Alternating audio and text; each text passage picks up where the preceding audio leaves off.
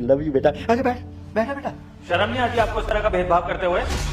मुझे नहीं पता था कि इस घर में इस तरह के इंसान रहते हैं। ओ हेलो, आप ऐसे कैसे बात कर रहे हो पापा से? आपके दीदी के ससुर है ये। अरे कैसे संस्कार दिए तुम्हारे बाप आपने तुझे? अरे आप बड़े होकर इतनी ऊंची हरकतें कर रहे हैं और मुझे बोल रहे हैं? मेरी बहन के साथ जो यहाँ पर हुआ है ना, उसके बाद बदतमीजी करना तो बहुत छोटी चीज है। क्या कर दिया हमने तुम्हारी बहन के साथ? पापा जी, वो सोफे के नीचे ना मेरी चप्पल होगी। चप्पल चाहिए ना? बिल्कुल चप्पल। पापा, ये क्या हरकत है? मुझे आपसे ये उम्मीद नहीं थी पापा। आप भाभी को इस तरह से ट्रीट कर रहे हो। अरे अंकल जी, आप ये भी तो सोचिए कि आप जिसको पराया समझ रहे हैं उसके पेट में आप ही का खून है, और कल को आपकी बेटी के ससुराल वाले आपकी बेटी के साथ ऐसा करे तो? दीदी, मैं नहीं चाहता कि आप यहाँ पर रहो।